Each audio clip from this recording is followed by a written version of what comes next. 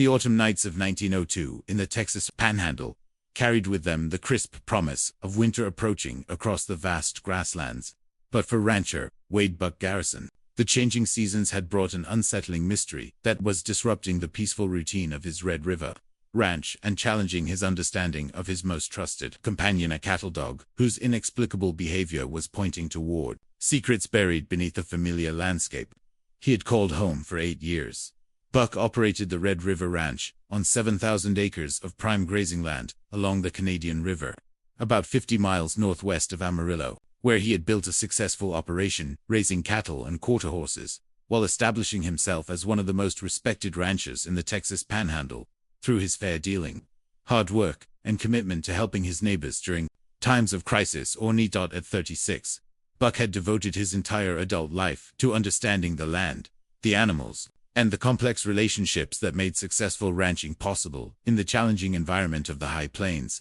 where success depended on careful observation of weather patterns, grass conditions, and the subtle signs that experienced cattlemen learned to read in order to protect their herds and maintain profitable operations. His constant companion during this work was Rex, a blue heeler cattle dog whose intelligence, loyalty, and instinctive understanding of livestock behavior had made him invaluable in managing the daily operations of the ranch, while also serving as Buck's primary source of companionship during the long hours of solitary work that characterized life on the isolated Texas plains. Rex had been with Buck for 5 years, arriving as a puppy and developing into one of the finest working dogs in the region, known throughout the Panhandle for his ability to control cattle, his protective instincts toward the ranch property, and his uncanny ability to sense danger or unusual circumstances long before human observers could detect any problems. But for the past 3 weeks, Rex had been displaying behavior that was completely contrary to his normal calm and reliable temperament,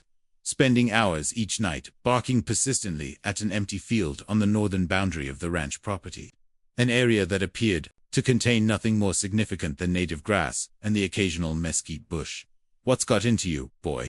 Buck asked as he joined Rex at the fence line, where the dog had positioned himself for another night of inexplicable vigilance. "There's nothing out there but grass and dirt. What are you trying to tell me?" Rex's response was to intensify his barking while pacing back and forth along the fence,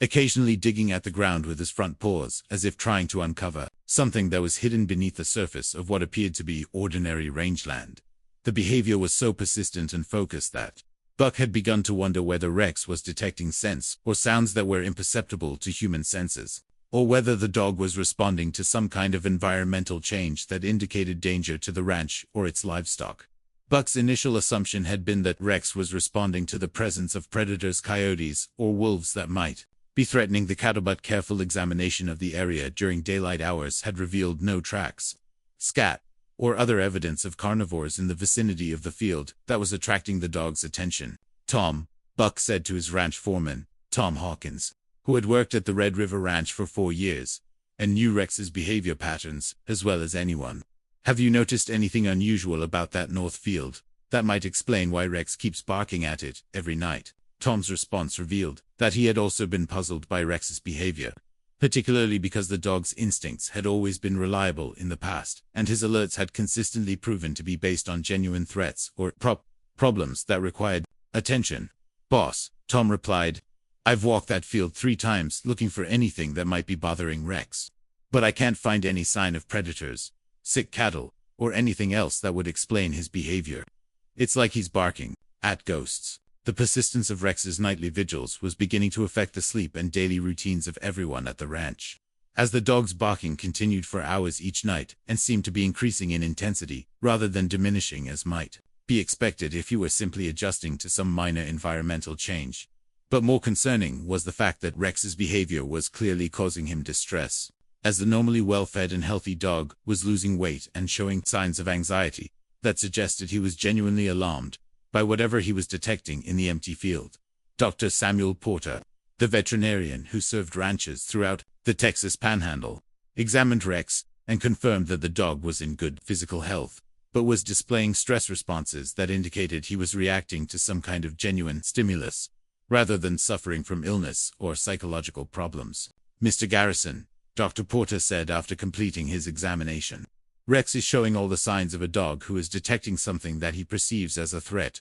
or as requiring investigation. His behavior suggests that there's something in that field that's worth paying attention to, even if we can't immediately identify what it might be. The suggestion that Rex's behavior might be based on genuine detection of something significant in the field forced Buck to consider the possibility that his dog was trying to communicate information about conditions or circumstances that were not obvious to human observation, but which might be important for the safety and security of the ranch. The decision to take Rex's warnings seriously and investigate the field more thoroughly would lead Buck into a discovery that would challenge everything he thought he knew about his property and reveal secrets that had been hidden beneath the Texas soil for longer than anyone could have imagined. Rex, Buck said as he prepared to conduct a systematic investigation of the field that had been attracting the dog's attention. If you're trying to tell me something, I'm finally ready to listen. Let's find out what's buried out there. Chapter 2. The excavation begins. Buck Garrison's decision to investigate the field that had been attracting Rex's persistent attention required him to approach the mystery methodically, using both traditional ranching knowledge and more systematic archaeological techniques to determine whether there was actually something buried beneath the seemingly ordinary grassland that had been capturing his dog's interest for 3 weeks. The initial investigation involved careful examination of the surface features of the field, looking for subtle variations in vegetation, soil composition, or ground level that might indicate subsurface disturbances or anomalies that would not be obvious to casual observation but which could explain Rex's persistent warnings about the area. Tom, Buck said, as they began their systematic survey of the field, I want you to help me map out exactly where Rex has been focusing his attention, and then we'll examine every square foot of that area to see if we can find any signs of disturbance or anything else that might explain his behavior. The mapping process revealed that Rex's attention was not randomly distributed across the field, but was instead focused on a specific area of approximately 50 square feet, where the dog consistently spent the majority of his time barking and digging, suggesting that whatever was attracting his attention was localized rather than spread throughout the entire field. The surface examination of the target area revealed subtle but significant anomalies that became apparent only when Buck and Tom knew exactly where to look and what kinds of variations might indicate subsurface features that would not be visible to anyone who was not specifically searching for evidence of disturbance. Boss, Tom said as he examined the vegetation patterns within Rex's area of focus. The grass here is growing differently than in the surrounding area. It's greener and more vigorous, like there's something underneath that's providing additional nutrients. The soil analysis that Buck conducted revealed that the target area had indeed been disturbed at some point in the past, with layers of earth that had been excavated and replaced in ways that created different drainage and nutrient patterns than would occur in undisturbed native soil. But more significantly, Buck's examination revealed fragments of manufactured materials, pieces of metal, fabric, and what appeared to be leather that indicated human activity in the area at some point in the past, though the condition and burial depth of these materials suggested that whatever had been placed in the field had been there for a considerable period of time. Tom, these aren't natural materials, Buck said, as he examined the fragments they had uncovered during their surface investigation. Someone buried something here, and it's been in the ground long enough for the evidence to be scattered and deteriorated. The decision to conduct a full excavation of the area required Buck to consider the legal and practical implications of what they might discover, as well as the possibility that their investigation could reveal information that would require involvement of law enforcement or other authorities who would need to be notified about any significant findings. But Rex's continuing distress and the mounting evidence that something significant was indeed buried in the field convinced Buck that a thorough investigation was necessary, regardless of the complications that might result from whatever they discovered beneath the Texas soil. The excavation that Buck and Tom began was careful and systematic, designed to preserve any artifacts or evidence they might uncover, while also documenting the location and condition of everything they found during the process of determining what had been buried in the field and why Rex had been so persistent in drawing attention to its location. The first significant discovery came at a depth of 3 feet, when Buck's shovel struck something solid that was clearly not a natural rock or root, but was instead a manufactured object that had been deliberately placed in the excavated area and covered with soil. Tom, we've got something, Buck said, as he carefully cleared soil away from what appeared to be a wooden object that was partially preserved, despite its extended burial in the Texas ground. The object proved to be a wooden box, approximately 2 feet long and 1 foot wide, that had been constructed with dovetail joints and metal hardware that indicated skilled craftsmanship and attention to durability, suggesting that whatever had been placed inside was considered valuable enough to merit careful protection. But the condition of the box raised questions about how long it had been buried and what circumstances had led to its concealment in a field that showed no other evidence of human habitation or activity during the period when the burial would have taken place. "Boss," Tom said, as they carefully lifted the box from its burial site, "this thing has been in the ground for a long time, but it's been sealed well enough that whatever's inside might still be in good condition."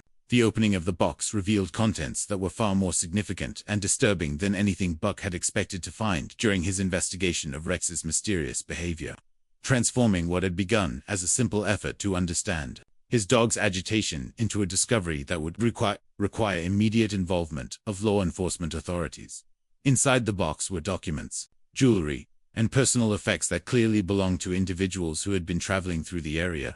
along with evidence that suggested the items had been taken from their owners under violent circumstances that had resulted in deaths that had never been reported to authorities or properly investigated. "Tom," Buck said as he examined the contents of the box, "these aren't just lost items or buried treasure. This looks like evidence of robbery and murder that someone wanted to hide permanently." The documents in the box included letters, identification, papers, and travel itineraries that belonged to multiple individuals and families who had apparently been passing through the Texas Panhandle during the 1890s, traveling on routes that would have taken them through or near the area where Buck's ranch was now located. But most disturbing were items that appeared to be trophies or souvenirs taken from victims, including jewelry that showed signs of having been forcibly removed and personal effects that would have had sentimental rather than monetary value, suggesting that whoever had buried the box had been collecting mementos of criminal activities that had occurred over an extended period. The realization that Rex had been trying to alert him to evidence of multiple murders forced Buck to confront the possibility that his ranch property had been the site of violent crimes that had been concealed for more than a decade, and that the peaceful grassland he had been using to graze cattle was actually a burial ground for victims whose deaths had never been investigated or resolved. "Tom, we need to stop digging and contact the sheriff immediately," Buck said, as he carefully replaced the contents of the box, while preserving everything they had found for law enforcement examination. "This isn't just a historical curiosity. Is evidence of crimes that need to be investigated properly." Uncovering the truth, Sheriff Robert Matthews arrived at the Red River Ranch within hours of Buck Garrison's urgent message about the discoveries that had resulted from Rex's persistent warnings about the seemingly empty field, bringing with him the expertise and authority needed to conduct a proper criminal investigation of what appeared to be evidence of multiple murders that had been concealed for more than a decade. Sheriff Matthews had served the Texas Panhandle for 15 years and had investigated numerous cases involving frontier violence. But the systematic nature of the evidence that Buck and Tom had uncovered suggested criminal activities that went far beyond the random acts of violence that occasionally occurred in the sparsely populated regions of the High Plains. "Mr. Garrison," Sheriff Matthews said as he examined the wooden box and its contents, "what you've found here appears to be evidence of organized criminal activity that was designed to target travelers passing through this area. This isn't the work of random bandits. This suggests planning and coordination that indicates a systematic operation." The investigation that Sheriff Matthews conducted with the assistance of territorial authorities revealed that the Red River Ranch property had been the site of a way station and trading post during the 1890s, operated by individuals who had used their legitimate business as cover for robbing and murdering travelers who carried valuable goods or substantial amounts of money. The way station had been strategically located along routes used by cattle drives, wagon trains, and individual travelers moving between Texas and the developing territories to the north and west, providing the operators with opportunities to assess potential victims and plan attacks that would appear to be the work of bandits or hostile Native Americans rather than organized criminals operating from a fixed location. The beauty of their operation, Sheriff Matthews explained to Buck as they reviewed territorial records about the former way station, was that they could provide legitimate services to most travelers while selecting specific victims who carried valuable goods and who were unlikely to be missed immediately if they disappeared. The excavation of the field that followed the initial discovery revealed evidence of multiple burial sites, containing the remains of at least 12 individuals who had been killed over a period of several years, along with additional caches of stolen goods that had been buried at various locations throughout the area. The forensic examination of the remains confirmed that the victims had died violent deaths and had been buried hastily in unmarked graves that were designed to conceal the evidence of their murders, rather than provide proper burial for people who had died of natural causes or accidents. But the investigation also revealed information that explained how the criminal operation had been able to continue for several years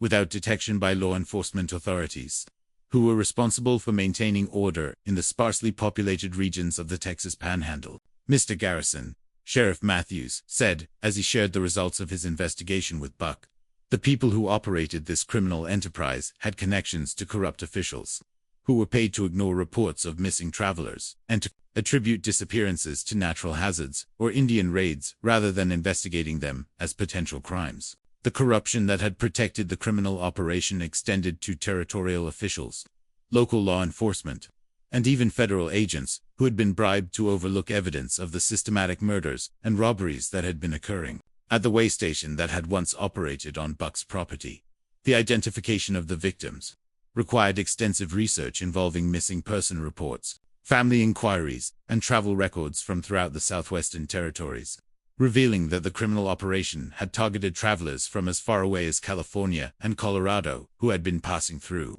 Texas on their way to other destinations. The most significant breakthrough in identifying the perpetrators came when Sheriff Matthews discovered territorial records indicating that the way station had been operated by the Kellerman brothers, three men who had established what appeared to be a legitimate business while actually conducting a systematic campaign of robbery and murder that had lasted from 1893 to 1897.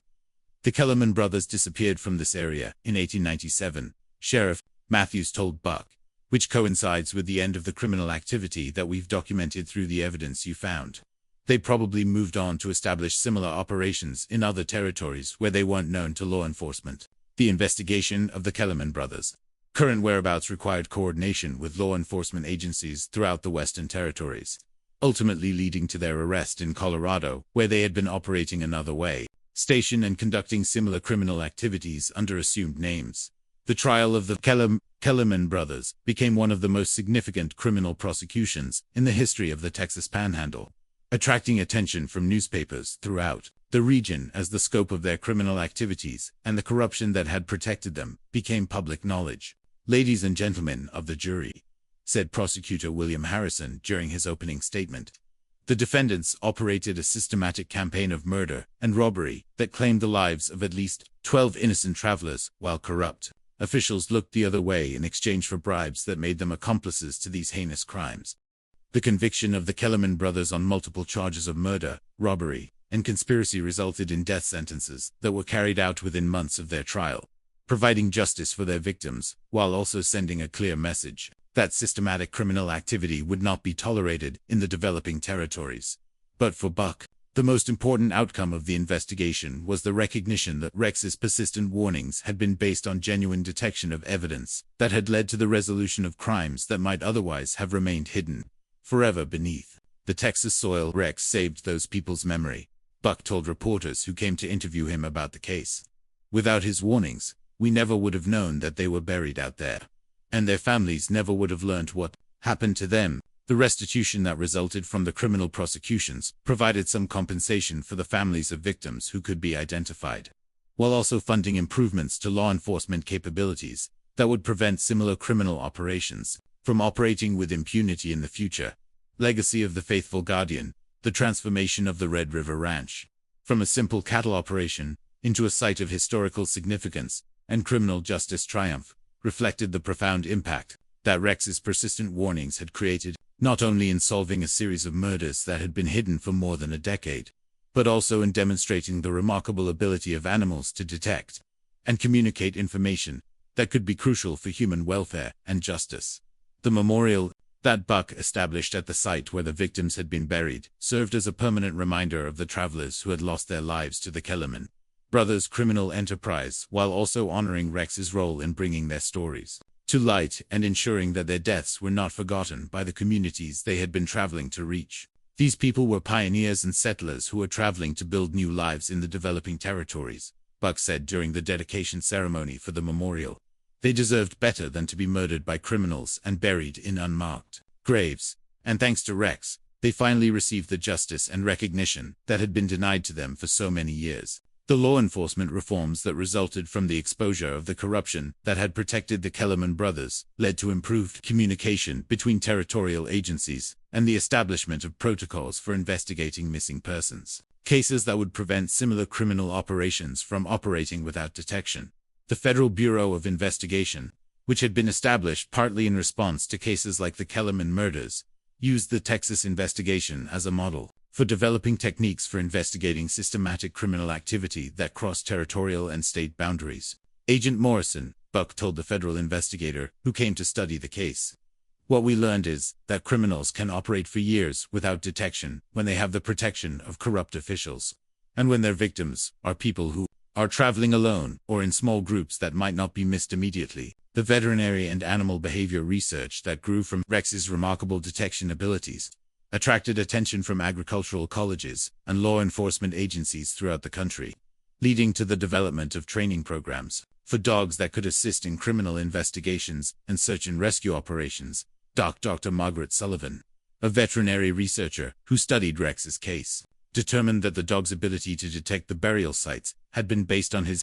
exceptional sensitivity to chemical compounds that were released by decomposing organic materials, combined with his intelligence and training that had taught him to alert humans to unusual conditions that required investigation. Rex represents the kind of partnership between humans and animals that can accomplish things that neither species could achieve alone, Dr. Sullivan explained in her research report. His detection abilities, combined with his owner's willingness to take his warnings seriously, created the opportunity for justice that might never have been achieved through conventional investigation methods. The breeding program that Buck established to preserve and develop Rex's exceptional abilities produced offspring that were used by law enforcement agencies throughout the Southwest for search and rescue operations, criminal investigations, and other specialized work that required the kind of detection capabilities that Rex had demonstrated. Rex himself became something of a celebrity throughout the Texas Panhandle, with visitors coming from throughout the region to meet the dog whose persistent warnings had led to the solution of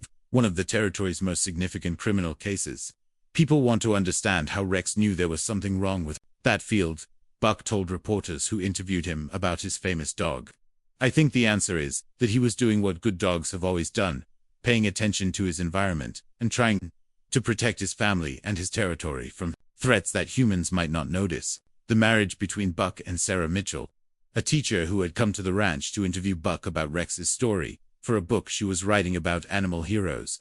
created a partnership that combined Buck's practical ranching knowledge with Sarah's educational background and writing abilities. Sarah understands that Rex's story is about more than just a smart dog. Buck said during their wedding ceremony at the ranch, "It's about the importance of paying attention to warnings and taking action when someone or something is trying to tell us that something is wrong." The children that Buck and Sarah raised at the Red River Ranch grew up understanding both the practical value of working animals and the importance of respecting the intelligence and instincts that made dogs like Rex valuable partners in human endeavors. Their son, Michael, became a veterinarian who specialized in training working dogs for law enforcement and search and rescue operations, while their daughter, Rebecca, became a writer who documented stories about the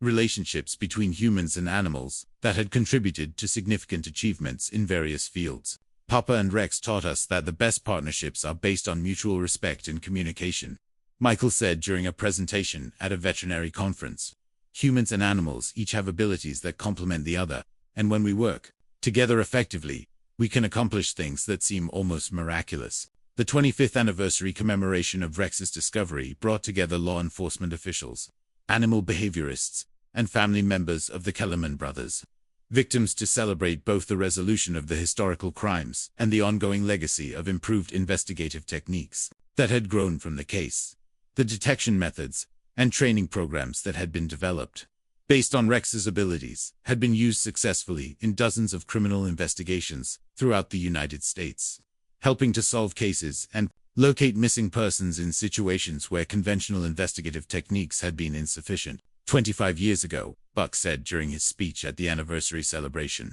"Rex started barking at an empty field, and I thought he was just being a troublesome dog. What I learned is that animals often know things that humans miss." and that the key to successful partnerships is learning to listen and take their warnings seriously. Sarah added her reflection on the impact of Rex's discovery. The victims of the Kellerman brothers had been forgotten by everyone except their families. But Rex's persistence ensured that their stories were told and that justice was finally served. Sometimes the most important contributions to human welfare come from the animals who share our lives and who care enough about us to keep trying to communicate when something is wrong. Rex lived to the remarkable age of 16, spending his final years as a gentle teacher for the young dogs who were being trained to follow in his footsteps as detection and search animals who would assist law enforcement agencies throughout the region. The training facility that Buck and Sarah established at the Red River Ranch became one of the most respected programs for developing working dogs in the southwestern United States, producing animals that carried forward Rex's legacy of exceptional detection abilities and dedication to protecting human welfare. The story of Rex and the Red River Ranch discoveries became part of the official law enforcement training curriculum in Texas and other states, taught as an example of how animal behavior could provide crucial information for criminal investigations. When handlers were properly trained to recognize and interpret the signals that working animals used to communicate their findings. The memorial stone that marked Rex's grave included an inscription that captured the essence of his contribution to human justice. Rex, faithful guardian, whose persistent warnings brought justice to the forgotten and demonstrated the power of partnership between humans and animals. If this incredible story about a dog's unwavering determination to expose hidden crimes and bring justice to forgotten victims moved your heart, smash that like button and subscribe for more amazing true stories about the remarkable partnerships between humans and animals that have changed history. Share this video with someone who needs to be reminded that sometimes the most important warnings come from those who can't speak our language but who care enough about us to keep trying to communicate. Comment below and tell us about a time when an animal tried to warn you about something important. Ring that notification bell so you never miss our latest inspiring stories. Remember, the best partnerships are based on mutual respect and communication. And when we learn to listen to those who share our lives, we can accomplish things that seem almost miraculous.